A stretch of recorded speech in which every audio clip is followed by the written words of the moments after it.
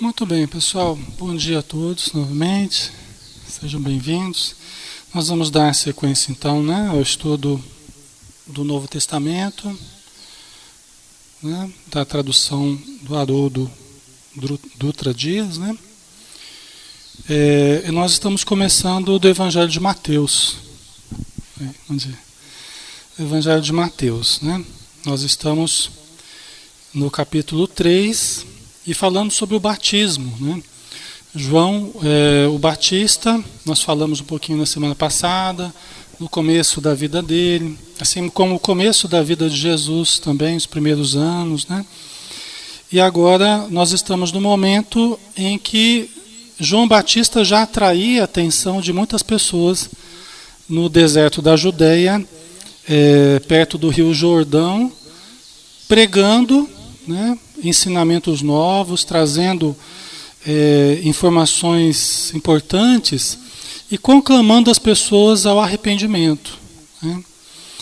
E aí ele fazia o batismo diferente, porque na época se praticava a circuncisão. Os judeus eles tinham como uma das regras importantes religiosa a circuncisão.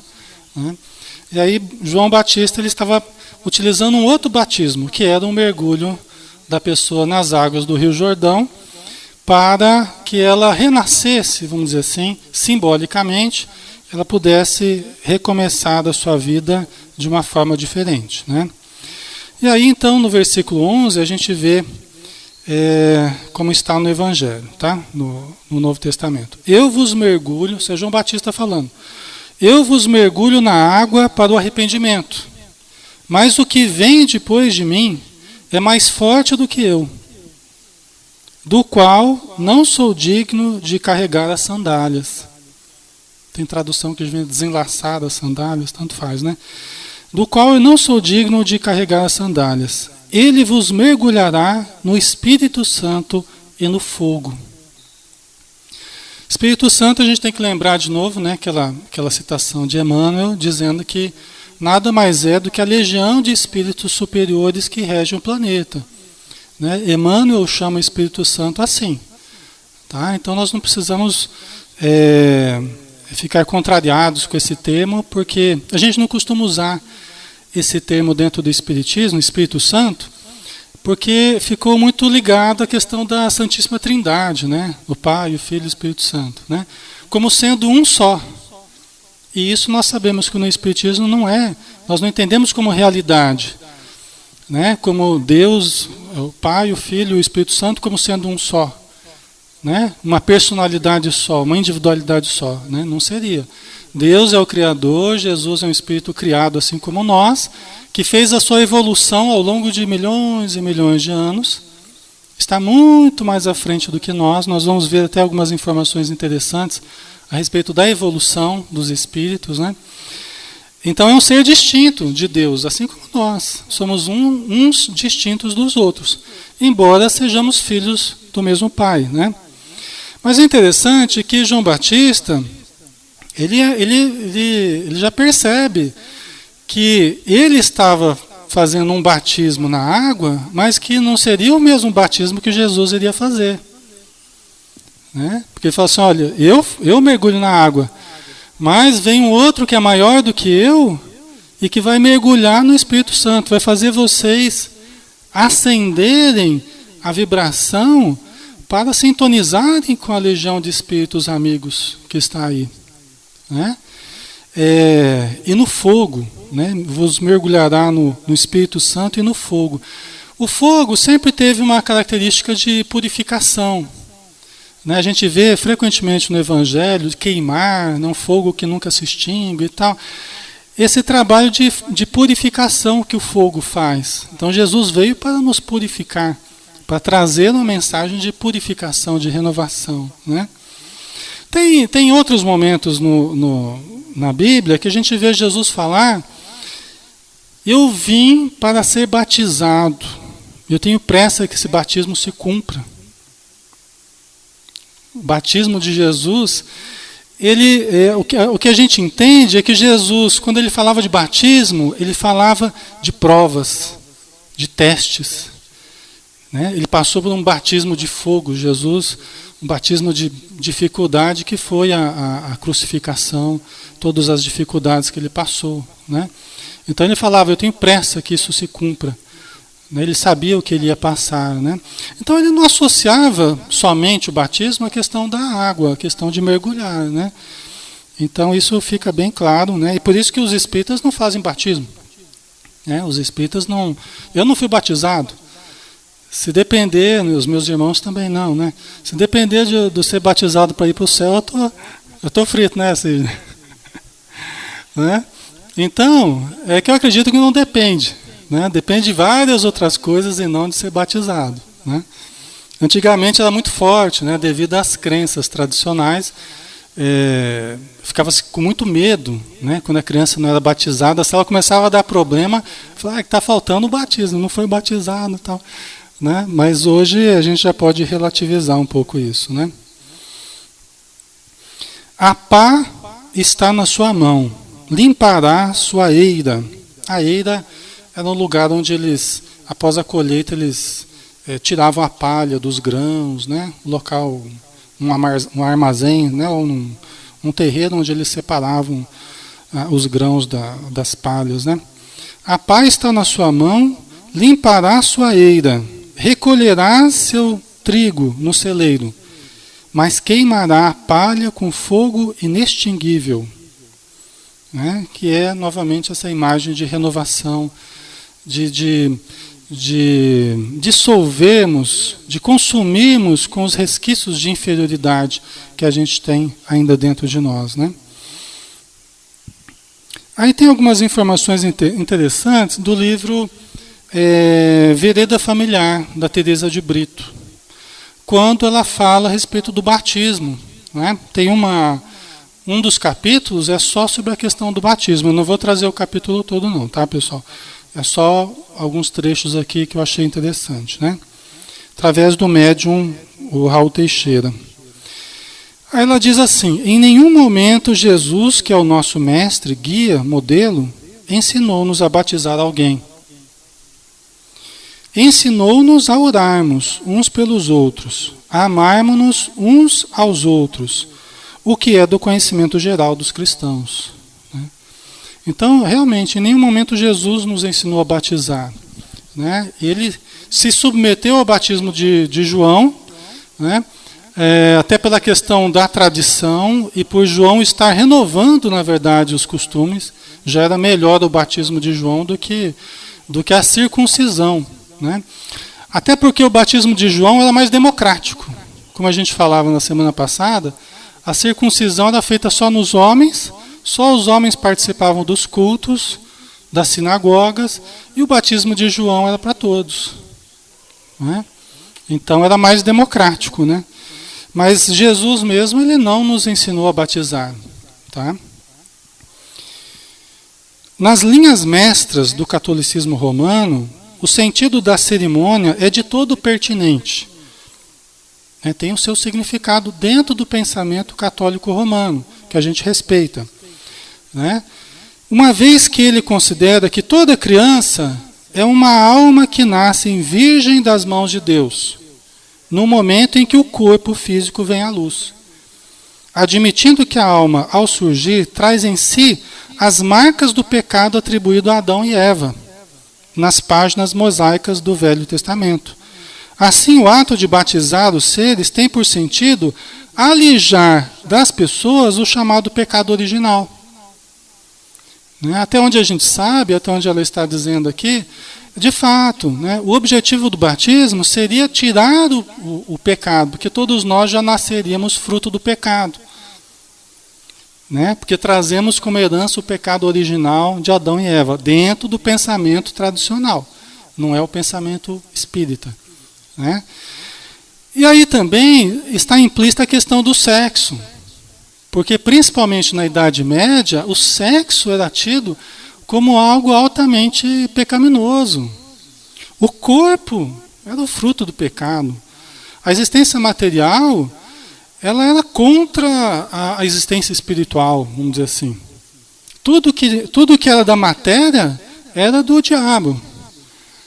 Conhecer ervas, conhecer as plantas, a ciência, isso tudo era abominado pela ciência, pela religião dominante na época, né? Então você tinha que se desfazer de todos os bens e descuidar do corpo e não sentir prazer em nada disso para ir para o reino dos céus. Quem cuida da religião, quem cuida do espírito, não pode se envolver com a matéria. Esse era o pensamento na época, pelo menos religiosamente falando, né? Só que isso teve uma influência muito grande na cultura, nas culturas. Nós trazemos resquícios muito fortes, dificuldades na sexualidade muito fortes, devido às castrações dessa época, devido à interdição do desejo das pessoas, a dificuldade na relação com o próprio corpo. As pessoas se usavam o silício, se machucavam, se dilaceravam. Né? Para quê? Porque destruindo o corpo, elas estariam ganhando o reino dos céus. Vocês entendem, pessoal? Vocês lembram dessas nuances, né? Então, dentro desse pensamento, pode até fazer sentido o batismo. Tá? Agora, é diferente do pensamento espírita, né? E eu fiz até uma análise aqui do simbolismo do Gênesis, vamos um pouquinho mais além ainda, né? Já que a gente falou de Adão e Eva, né? Vamos entrar nesse aspecto, porque até isso foi equivocado. Até a compreensão do Gênesis já foi equivocada, já colocado o sexo onde não tinha. Quer dizer, a visão foi tão distorcida que hoje tem jeito da gente compreender um pouquinho de uma forma diferente, né? Então a gente vai lá no Gênesis, o primeiro livro lá da Bíblia. Adão e a Eva que estavam no Éden, né? Primeira coisa que hoje a gente compreende de uma forma diferente, e os Espíritos nos ensinam de uma forma diferente, Adão e Eva como arquétipos masculino e feminino. Ou seja, o padrão comportamental, emocional, físico, masculino e feminino. Né? Nós temos o masculino e o feminino dentro de nós. Nós temos. Tá? Só que nós que somos homens, temos o lado masculino mais ativado. E as mulheres têm o lado feminino mais ativado. Mas se uma mulher for só feminina, eminentemente feminina, sem nota alguma de lado masculino, ela vai ficar também muito frágil. Entendeu? São características diferentes, o masculino e o feminino. Um homem muito masculino, ele vai dar problema também. Precisa de uma dosagem do feminino. Para quê? Para que haja sensibilidade, para que haja doçura, ternura, que são características femininas. Né? Jesus foi o protótipo do ser equilibrado nessas duas forças, masculina e feminina. Porque ele era enérgico quando precisava e ele era doce, brando também quando a situação necessitava. Né? Nós temos que aprender a utilizar essas duas forças. Né? Éden era o paraíso, né? Era o jardim da infância. O Éden era nada mais, nada menos do que o jardim da infância. É um paraíso, né? Quando não há responsabilidade, tudo é alegria, tudo é brincadeira, não é? Contato com a natureza, contato com, não é? A nossa espontaneidade, é tudo sem responsabilidade, né? Sem preocupações, é o jardim da infância. Né? E nós perdemos esse jardim da infância. Assim como na existência atual, chega um momento que a gente tem que lidar com a realidade. Então a gente toma consciência e sai da infância e adquire a maturidade. Né? O fruto da árvore do conhecimento do bem e do mal. Gente, o que a serpente ofereceu para a mulher e a mulher ofereceu para o homem não tinha nada de conotação sexual. Era o fruto da árvore do conhecimento do bem e do mal. Isso está lá no Gênesis. Vocês percebem como é que a gente colocou coisas que não tinha nada a ver? Né? E o fruto da árvore do conhecimento do bem e do mal, interessante, né? É a mulher que deu ao homem. E a mulher que ofereceu ao homem, ou seja, é o lado feminino nosso que busca o conhecimento, que busca o profundo dentro de nós e que oferece ao homem, né, ao lado racional, para fora, né, de interação. Isso é muito interessante, porque a mulher é mais intuitiva, a mulher é mais profunda, né? O homem é mais racional, é mais prático, é mais para fora, né? Então, eu creio que faz sentido, né? Então, a serpente oferece à mulher e esta ao homem. Interessante que até a serpente aqui a gente pode fazer... Gente, isso aqui é um exercício de análise, de reflexão. A gente não tem pretensão que seja verdade, mas é um exercício que a gente se permite fazer. A serpente pode ser a energia Kundalini que sobe através da coluna. Até a Joana de Ângeles fala no livro Ser Consciente da energia Kundalini, que é a serpente de fogo, conhecida pelos orientais, que ela vai ativando os chakras no corpo espiritual, até chegar ao centro coronário, alimentando a conexão com o divino, alimentando a conexão com tudo que é superior. Então você vê, até a serpente pode ter um significado interessante aqui, né? A serpente de fogo, a energia Kundalini, que sobe pela coluna, né? O yoga, inclusive, ele visa despertar a energia Kundalini, ativando os chakras, né? E olha que interessante, quando provou do fruto da árvore do conhecimento do bem e do mal, os seus olhos se abriram e se iluminaram. Quer dizer, provou do fruto do conhecimento. E os seus olhos se abriram. O sentido, o significado mais profundo da visão. O olhar, o ver. Né? Jesus até fala no Evangelho lá, se os teus olhos forem bons, todo o teu ser estará em luz. Olha, o ver, além dos olhos, né? É o ver positivo, enxergar, né? De uma forma otimista. Né? Os seus olhos se abriram. Gente, é a tomada da consciência, tomada de consciência. A criança, ela está no jardim da infância lá, despreocupada e tal, mas ela vai passando por um processo de tomada de consciência. Ela vai entrando em contato com a realidade do mundo de fora e ela vai percebendo como que as coisas funcionam, né? Até atingir o nível de consciência cósmica, como diz a Joana de Ângeles, né? Pessoal, qualquer coisa o Rafael está com o microfone ali atrás, tá? Quem precisar acrescentar alguma coisa ou perguntar algo, só levantar a mão que ele leva para vocês, tá? E perceberam que estavam nus no autodescobrimento, né? Quer dizer, eles provaram o fruto da árvore do conhecimento do bem e do mal, os olhos se abriram e eles se aperceberam nus. Que é quando a gente se desnuda perante a gente mesmo, a gente começa a se enxergar melhor, sem disfarces, né? Sem subterfúgios. A gente começa a se conhecer mais profundamente, tá? Você acha que faz sentido? Será que faz sentido, né? Tomara que faça, né? Mas é uma visão diferente, né? Aí a Teresa de Brito, ela continua dizendo ainda sobre o batismo, né? A nobre condução da criança ou o digno procedimento do adulto no esforço de renovar-se, contribuindo para a sua redenção, representa o mais notável batismo para o espírito reencarnado. Quer dizer, a educação, né, da criança e o esforço do adulto de se renovar, isso é o maior batismo que a gente pode fazer para nós e para a criança, o espírito reencarnado, né? Segundo a Teresa de Brito. Ok? Mas vamos lá, né? Vamos continuar aqui com João mergulha Jesus no Rio Jordão, tá? Fazer o batismo de Jesus lá. Então veio Jesus da Galileia ao Jordão até João, para ser mergulhado por ele. Tá? Nós já vimos que eles eram primos, e que já desde criança eles tinham contato e já estavam como que planejando o que seria feito na sequência, né? Segundo Humberto de Campos. Então Jesus foi ser batizado por João.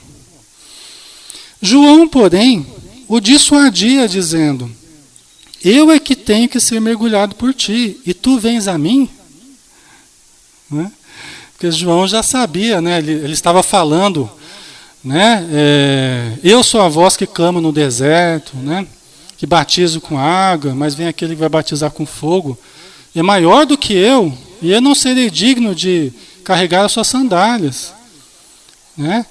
Embora Jesus tenha dito que dentre os nascidos de mulher João Batista era o maior, ele ainda complementa que, no entanto, no reino dos céus ele é dos menores. Né? Dando a entender como que a hierarquia dos espíritos é grande, né? E como que às vezes o maior aqui na terra ainda é pequeno no reino dos céus. Mas Jesus era muito maior do que João Batista, né? Por isso que João ficou preocupado, falou, nossa, eu vou ter que batizar. Né? É como a gente tem que fazer palestra, às vezes uma pessoa chega, o Divaldo senta aqui para a gente assistir, para a gente fazer palestra para o Divaldo assistir. Já pensou, gente? Que constrangedor. Né? Assim, uma saia justa danada, né? Então, João ficou constrangido, né? Respondendo, Jesus lhe disse, permita, no momento, desta maneira, pois nos convém cumprir toda a justiça. Então ele permitiu. Né? Inclusive, eles estavam cumprindo, Jesus se preocupava bastante de fazer as coisas como as Escrituras haviam dito. Até para que se comprovasse e tivesse uma relação do Antigo Testamento com o Novo Testamento. Né? Então ele seguia alguns pontos, algumas frases que ele falava, que faziam referência ao Antigo Testamento. Por quê? Porque os judeus valorizavam muito isso. Quais sinais que o Messias daria? Né? É um povo que acreditava muito nas profecias, né? Nos profetas, né? Que viveram séculos antes aí. Então ele seguia aquilo que haviam dito, né? Aqui eu coloquei um mapa, não sei nem se vai dar para ver direito, mas um mapa aqui esse aqui é o Rio Jordão, ó, pessoal. O Rio Jordão. Tá? A Judéia, a Samaria e a Galileia. Jesus morava aqui por perto, né? Na Galileia, perto do lago de Genezaré. Né? Aqui o Mar Morto, aquele mar salgado, né? Para chuchu. Tá? Então, João estava nessa região aqui, no deserto da Judéia, perto do Rio Jordão, né, fazendo o batismo. Tá? Mergulhado, Jesus subiu imediatamente da água. Eis que os céus se abriram para ele. Né, e viu o Espírito de Deus descendo como pomba, vindo sobre ele. Interessante essa passagem, né?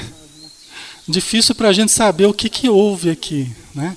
A gente sabe que não foi o próprio Deus que desceu. Né? Talvez teologicamente, tradicionalmente, as pessoas fossem entender assim, literalmente, que foi Deus que... Porque nós entendemos Deus de uma visão muito mais cósmica.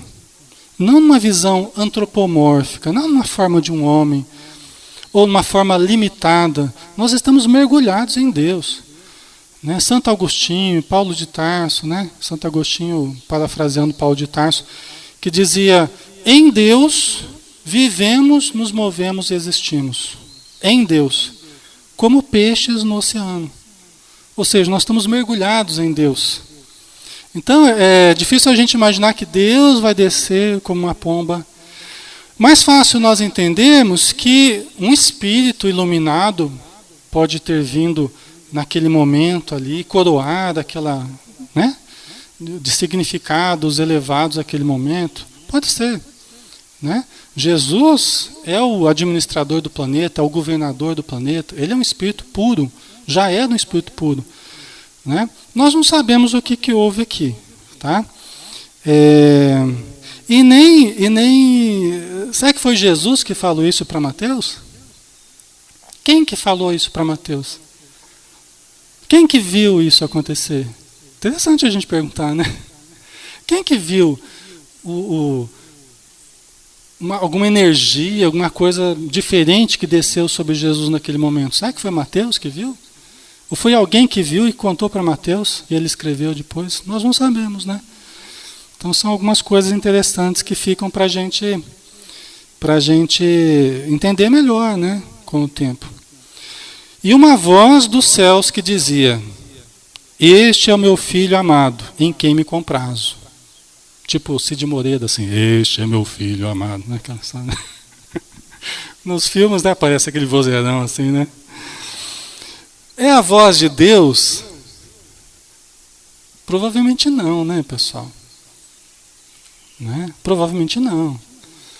A gente fala assim, pode melindrar alguma pessoa, né, que está acostumada a pensar dessa forma, mas provavelmente não, né? Assim como não foi Deus que desceu, né? Mas será que ocorreu um fenômeno de voz direta? Será que ocorreu um fenômeno de voz direta em que os espíritos conseguem falar e todos que estão aqui podem ouvir? Eles criam uma garganta ectoplásmica, né, conforme o André Luiz fala, e aí todos podem ouvir. É um fenômeno de voz direta. Será que foi isso que ocorreu? Será que todo mundo ouviu? Ou só alguém ouviu e contou para Mateus, ou Mateus ouviu? A gente não sabe. Na verdade, provavelmente Mateus nem estava aqui junto nesse momento. Né? E a tradição, talvez um passou para o outro essa informação. Né? Porque nesse momento Jesus ainda não tinha chamado os 12. Ele não tinha começado ainda a sua tarefa em equipe com os 12. Ele estava sozinho ali sendo batizado. Né? Então, é uma reflexão que a gente pode fazer. Né? Agora, os espíritos, em nome de Deus, falam, olha, este é meu filho. Né? Para demonstrar, né? Para demonstrar a diferenciação evolutiva de Jesus. Pode ser, né? Para dar um sinal para aquelas pessoas, né? Aí, só uma referência que eu achei interessante colocar, porque Jesus, ele estava cercado de uma equipe de espíritos muito grande, não é? E, dentre os espíritos que ajudaram Jesus, pode até ser que existiam espíritos tão elevados quanto Jesus. Pode ser. Tá? Tem uma referência no livro Obreiros da Vida Eterna, quando eles recebem a visita de um sublime visitante, né, lá no plano espiritual, que descendo de esferas muito elevadas foi ter uma conversa com os espíritos lá em nosso lar. Né? E aí o André Luiz pergunta, nossa, mas esse aí, ele será o mais alto nível de evolução que exista? Que é o Asclépios, que era esse espírito muito elevado que tinha ido visitar. Né? André Luiz pergunta para o Jerônimo, né? Acho que era o Jerônimo. Esse aí é o mais alto nível que tem de espíritos para ser alcançado? Aí o Jerônimo, ele explica para o André Luiz, né?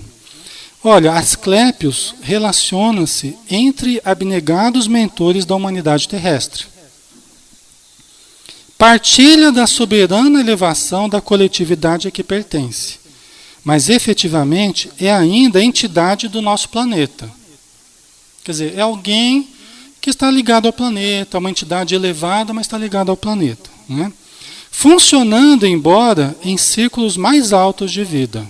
O Asclépios aqui. Tá? Só que ele continua.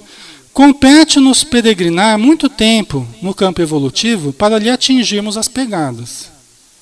Quer dizer, o Asclépios, a gente vai ter que palmilhar muito tempo ainda, a gente vai ter que evoluir muito para alcançar a evolução dele. Né? No entanto, acreditamos que o nosso visitante sublime suspira por integrar-se no quadro de representantes do nosso orbe, junto às gloriosas comunidades que habitam, por exemplo, Júpiter e Saturno.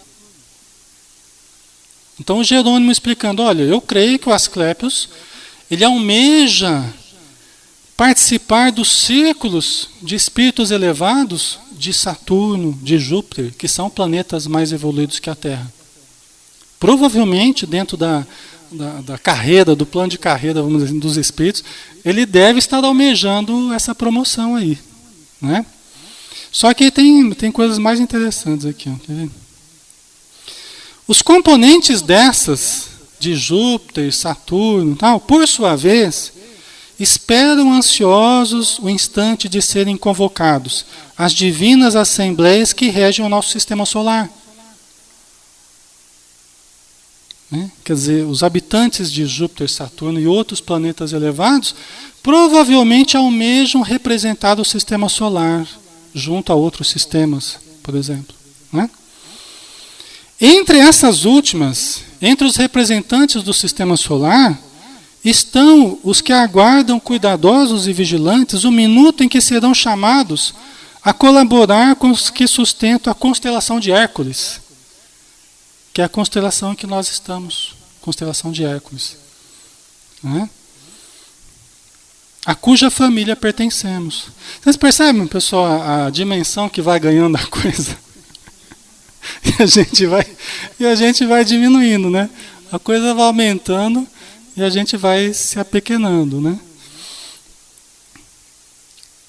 Os que orientam o nosso grupo de estrelas, constelação de Hércules, naturalmente aspiram a formar um dia na coroa de gênios celestiais que amparam a vida e dirigem-na no sistema galáctico em que nos movimentamos. Qual que é o sistema galáctico que nós estamos? A Via Láctea. Né?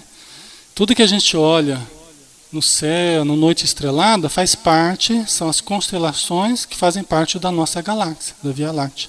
Né?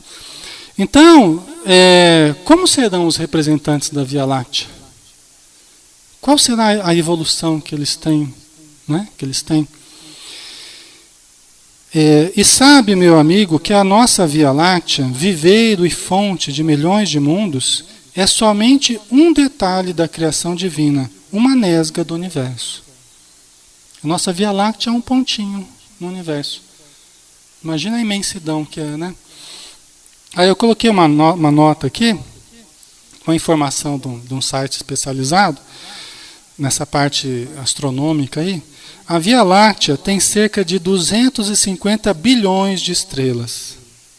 Só a Via Láctea. Tem cerca de 250 bilhões de estrelas. Todas as 6.000 estrelas que se avistam a olho nu da Terra estão na Via Láctea. Quer dizer, tudo que a gente olha aqui está na Via Láctea. Né? 250 bilhões de estrelas. O Sol é uma estrela, o nosso Sol é uma estrela de quinta grandeza. Né? Mas vocês imaginam quantos sóis, né? Quantas estrelas e quantos planetas girando em torno desses sóis aí. Né? Inclusive a probabilidade de vida é muito alta, né? A probabilidade de vida, confirmando o que o Espiritismo fala, né? Da pluralidade dos mundos habitados, né? É muito provável que haja vida mesmo. Tá? Eu achei interessante colocar isso aqui, porque será que esses espíritos, será que Jesus teve a participação de espíritos muito elevados de outros planetas, inclusive, apoiando o trabalho dele? Pode ser. A gente não faz isso aqui. Chama pessoas de outras empresas para vir ajudar, faz consultoria. Né? Será que a gente não teve ajuda? Né? E tem constantemente, né? Até de outros planetas. Né? É que às vezes a nossa visão acha assim, não, Jesus tinha que dar conta sozinho de tudo, né? Jesus tinha que resolver, porque ele é o Filho de Deus, ele tinha que resolver tudo sozinho.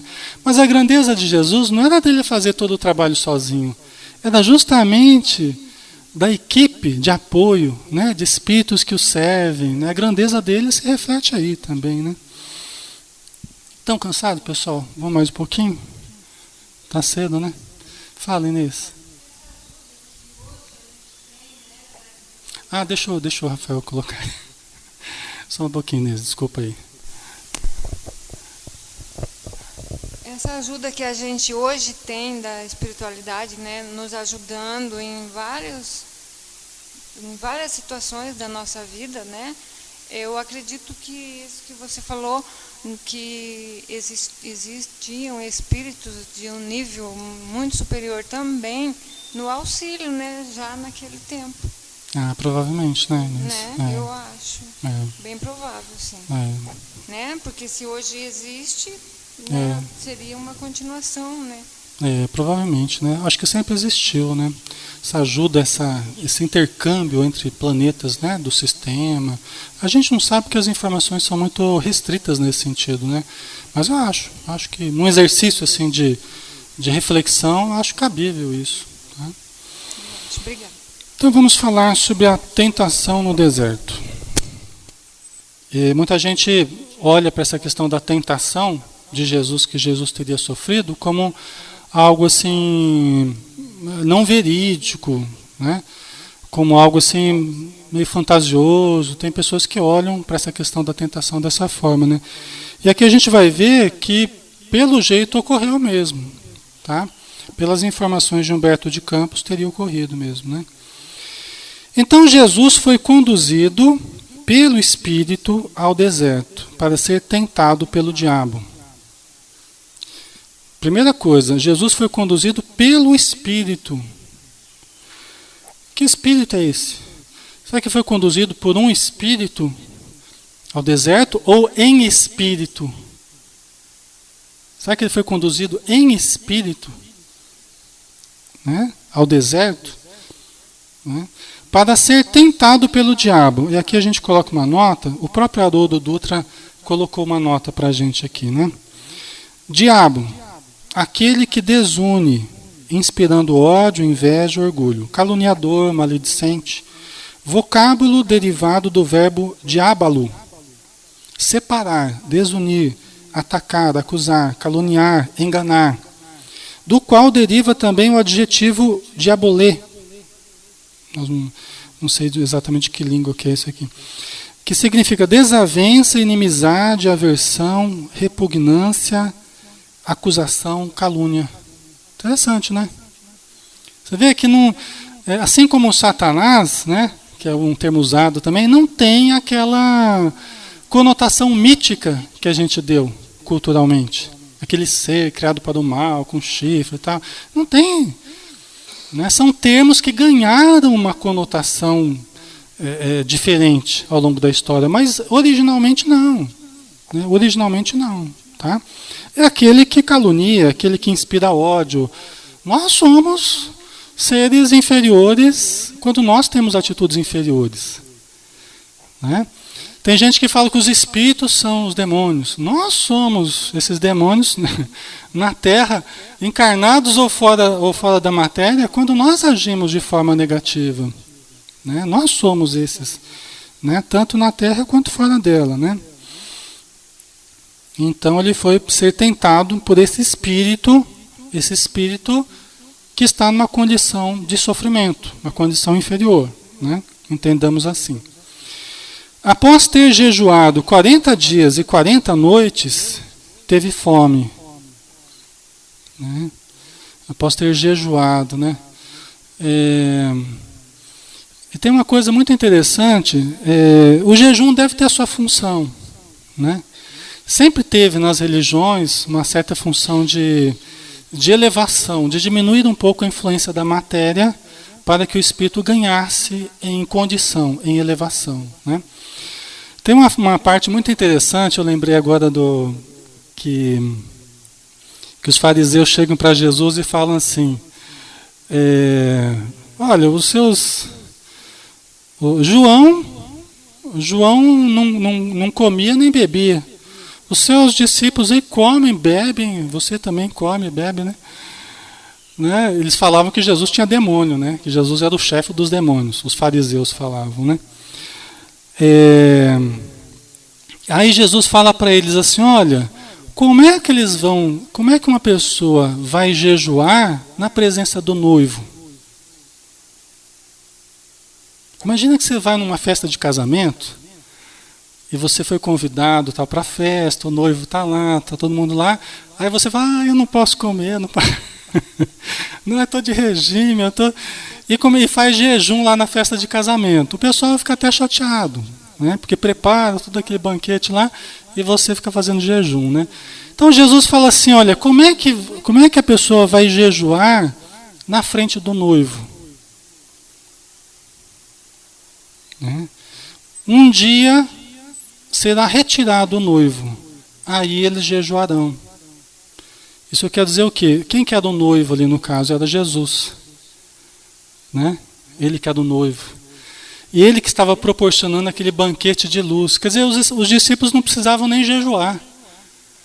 Eles não sentiam nem necessidade de jejuar.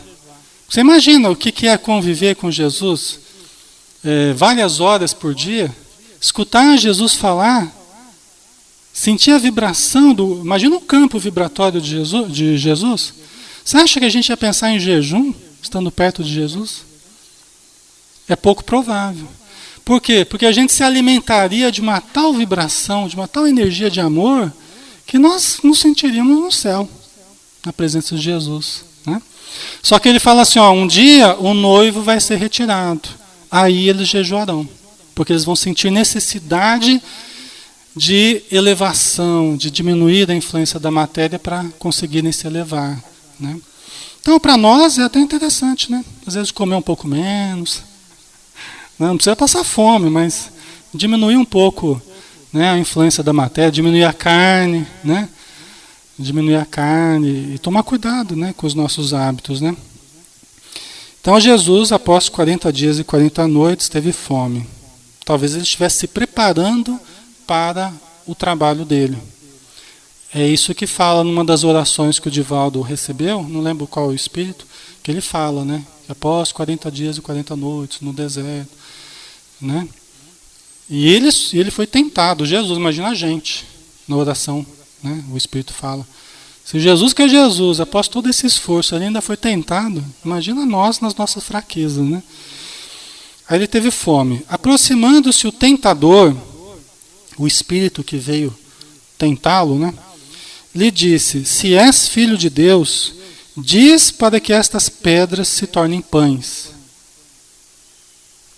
Né? E o cara está com fome lá, né? Imagina. A gente está com fome, né? Aí chega o espírito e fala: transforma essa pedra em pão. Você não é filho de Deus? Você tem poder para isso. Demonstra isso e sacia a tua fome, né? E ele respondendo disse: está escrito, não somente de pão viverá o homem, mas de toda palavra que sai da boca de Deus. Né? Nem só de pão viverá o homem. Dando a entender justamente essa questão transcendente. Olha, não é só matéria que existe, não é só fome de matéria, existe a fome de luz, existe o saciar-se de luz. Nós aqui nessa assembleia, entre amigos, né, os espíritos que estão aqui, a gente se nutre uns aos outros, de fraternidade, de amor, de carinho, né? Nós trocamos energias uns com os outros, né? Não é só o pão que interessa, né? Tem uma mensagem de Emmanuel que ele fala baseado nesse tópico aqui, né? Ele coloca de uma maneira bem interessante essa questão de não somente de pão viverá o homem, né? No livro Fonte Viva. Ele fala assim, bem rapidinho, né? Nem só de pão vive o homem, não somente agasalho que proteja o corpo, mas também o refúgio de conhecimentos superiores que fortaleçam a alma. Não só a beleza da máscara fisionômica, mas igualmente a formosura e nobreza dos sentimentos. Não apenas a eugenia que aprimora os músculos, mas também a educação que aperfeiçoa as maneiras. Não somente a cirurgia que extirpa o defeito orgânico, mas igualmente o esforço próprio que anula o defeito íntimo. Não somente o domicílio confortável para a vida física, mas também a casa invisível dos princípios edificantes, em que o espírito se faça útil, estimado e respeitável. Não apenas os títulos honrosos, que ilustram a personalidade transitória, mas igualmente as virtudes comprovadas na luta objetiva, que enriquecem a consciência eterna. Não somente claridade para os olhos mortais, mas também luz divina para o entendimento imperecível. Não só aspecto agradável, mas igualmente utilidade viva. Não apenas flores, mas também frutos. Não somente ensino continuado, mas igualmente demonstração ativa. Não só teoria excelente, mas também prática santificante. Não apenas nós, mas igualmente os outros. Disse o Mestre, nem só de pão vive o homem. Apliquemos o sublime conceito ao imenso campo do mundo. Bom gosto, harmonia e dignidade na vida exterior constituem dever, mas não nos esqueçamos da pureza, da elevação e dos recursos sublimes da vida interior com que nos dirigimos para a eternidade. Né? Então achei interessante colocar, né? Porque é uma reflexão que chama a gente para nós, né? Para as nossas necessidades essenciais, né? Que a gente fica no culto exterior também, né? Dos significados mais superficiais, mas é preciso a gente se voltar para dentro para buscar os objetivos metafísicos, né? Então, está escrito, não somente de pão viverá o homem, mas de toda palavra que sai da boca de Deus. Está em Deuteronômio, né? 8:3, tá? Deixa eu só ver aqui como é que está a coisa. Vai um pouquinho mais além, né? Acho que tá bom da gente dar uma parada, né, pessoal? Para não ficar muito cansativo, né?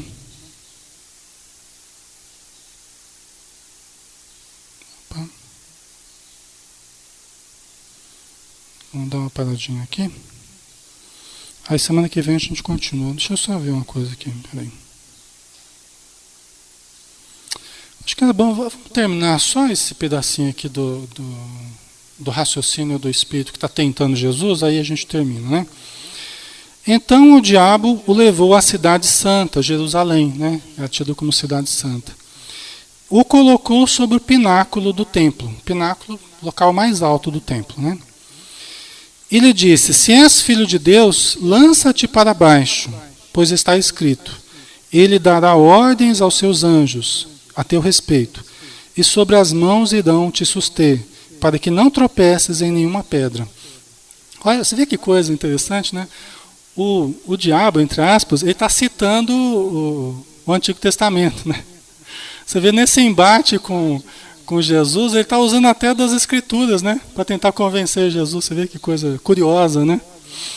Dizendo, ó, está escrito, ele dará ordens aos seus anjos a teu respeito, e sobre as mãos irão te suster, para que não tropeces em nenhuma pedra. Dizendo para Jesus, né? Para se lançar, para se jogar, né? Você vê como é que os espíritos usam de artifícios, de sutileza, às vezes quer que a pessoa se mate, quer que a pessoa se suicide, vamos supor, né? E fica usando de argumentos assim, às vezes usa do próprio evangelho, usa de, né? De informações que a pessoa tenha para tentar induzi-la a entender que é uma coisa boa que ela vai fazer, né? Mas são sutilezas que a gente precisa tomar cuidado, né? Isso está em Salomão, né? A entidade citou Salomão. E Jesus lhe disse novamente está escrito, não tentarás ao Senhor teu Deus. Né? E ele está fazendo uma citação também de Deuteronômio. Né? Novamente o diabo o levou a um monte muito alto e mostrou-lhe todos os reinos do mundo e a glória deles. E ele lhe disse, tudo isso te darei, se prostrado me adorares. Quer dizer, o espírito inferior falando que Jesus era para adorar a ele, que ele daria o poder sobre esses reinos, né? Será que esse espírito teria esse poder todo?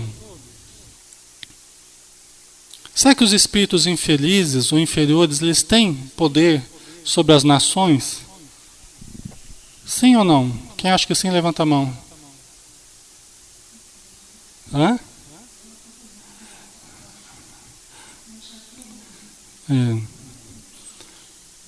Um poder absoluto, eu creio que não, né? Mas que eles devem ter uma influência muito grande sobre os governos dos países, deve ter, né, gente? Infelizmente, Jesus ainda não é tido como o governante do planeta, né? Ele não é aceito como o grande líder do planeta, não é, né? Então, as entidades muito inferiores ainda devem exercer muito domínio sobre os governos, infelizmente, né? Então Jesus lhe disse... Oi? Depende da condição dos governantes, né, prefeitos, todos aqueles que legislam, né, administram, né. Então Jesus lhe disse: vai-te, Satanás, pois está escrito: adorarás o Senhor teu Deus, e somente a Ele prestarás culto. Né? Aí o espírito teria se afastado. Né? Satanás, o sentido literal, é adversário ou acusador. Tá? Acho que a Anete quer falar alguma coisa, Rafael.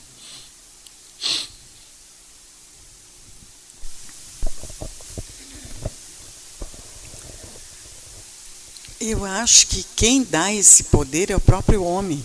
Certo. Né? Uhum. Porque ele não tem a capacidade de fazer isso. Uhum. Adorarás a Senhor teu Deus e somente a Ele prestarás culto. Certo. Né? Então é por isso que o domínio do inferior prevalece. Esse mundo, na verdade, ele está completamente invertido. Certo. Uhum. O que domina, na verdade, é a maldade. Uhum. Os próprios governantes, eles estão imbuídos de fazer o material ser a força desse mundo, né? A Joana de Anjos, ela não é muito de apontar esse ou aquele responsável, assim, mas uma coisa que chama atenção é que ela fala, olha, esse estado de coisas que a gente tem visto, violência, fome, várias outras coisas, ela fala assim, o responsável por isso são as negociatas dos gabinetes de luxo. Ela fala. O que mantém as carências, o que mantém a precariedade, são os desvios. Porque a gente vê quanta riqueza o Brasil produz, o mundo produz, quanta riqueza é gerada e quantos desvios são feitos. Em que as verbas, né, os recursos não chegam até o final. Né, elas só vão e depois não voltam. Né? E essas carências continuam gerando o mal, que na verdade é fruto de carência. Né? Então, ela é interessante ela fazer essa colocação, porque normalmente até ela não faz isso, mas a gente vê que ela aponta realmente, né? Quem escolhe os governantes somos nós, né? Então a gente é responsável, né? Então o diabo o deixou, e eis que os anjos se aproximaram e começaram a servi-lo, né? Aí, só para terminar, já que a gente entrou nesse assunto, vamos acabar então. No livro Contos e Apólogos, Humberto de Campos, ele fala assim, Jesus estava lá crucificado já estava nos últimos instantes da vida material dele. Foi quando viu levantar-se, dentre a multidão desvairada e cega, alguém que ele de pronto reconheceu. Então a multidão estava ali, de repente ele viu aparecer um ser que ele conhecia, ele reconheceu. Era o mesmo espírito perverso que o tentara no deserto, no pináculo do templo e no cimo do monte. Você vê que coisa? No final da vida dele, ele voltou a ter contato com aquela entidade. Né? O gênio da sombra, de rosto enigmático, abeirou-se dele e murmurou: amaldiçoa os teus amigos ingratos, e dar-te-ei o reino do mundo. Proclama a fraqueza dos teus irmãos de ideal, a fim de que a justiça te reconheça a grandeza angélica e descerás triunfante da cruz. Dize que os teus amigos são covardes e duros, impassíveis e traidores, e unir-te-ei aos poderosos da terra para que domines todas as consciências. Tu sabes que diante de Deus eles não passarão de míseros desertores. O Espírito falando para ele, né? Jesus escutou com expressiva mudez, mas o pranto manou-lhe mais intensamente do olhar translúcido. Sim, pensava, Pedro negara-o, mas não por maldade. A fragilidade do apóstolo podia ser comparada à ternura de uma oliveira nascente, que com os dias se transforma no tronco robusto e nobre, a desafiar a implacável visita dos anos. Judas entregara-o, mas não por má fé. Iludira-se com a política farisaica e julgara poder substituí-lo com vantagem nos negócios do povo. Né? Então Jesus pensando. Né? Encontrou no imo da alma a necessária justificação para todos e parecia esforçar-se por dizer o que lhe subia do coração. Ansioso, o espírito das trevas aguardava-lhe a pronúncia, mas o Cordeiro de Deus, fixando os olhos no céu, inflamado de luz, rogou em tom inesquecível: perdoa-lhes, Pai, eles não sabem o que fazem. Que foram as últimas palavras de Jesus, praticamente, né? Achei muito interessante isso, a narrativa do Humberto de Campos, porque Humberto de Campos é um historiador, vamos dizer assim, da vida de Jesus, né? Ele tem a Boa Nova, que é um livro maravilhoso, né? Que é só de casos do Evangelho. Então, eu acho que é algo confiável para a gente, né? Através do Chico Xavier, né? Eu achei muito bonito isso.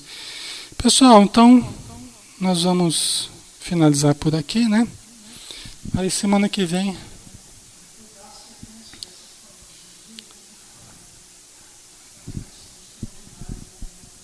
Oi? Aqui no final, né? É que eu achei que ia ficar cansativo para vocês. Deixa eu ligar. Nesse instante, porém, ao invés de deter-se na contemplação de Jerusalém, dominada de impiedade e loucura, o Senhor notou que o firmamento rasgara-se de alto a baixo e viu que os anjos iam e vinham, tecendo de estrelas e flores o caminho que o conduziria ao trono celeste. Uma paz indefinível e soberana estampada-se-lhe no semblante. O mestre vencera a última tentação e seguiria agora radiante e vitorioso para a claridade sublime da ressurreição eterna, né? Ressurgindo, né? Espiritualmente, né? Então é bem bonito, né, pessoal? E dá uma dimensão, né, para esse momento final de Jesus, né? Ok, pessoal, vamos dar uma paradinha então, né? Já estamos na hora. Nós vamos para a segunda etapa do nosso momento aqui, né? De estudos, que é o momento de nós nos interiorizarmos, fecharmos os nossos olhos,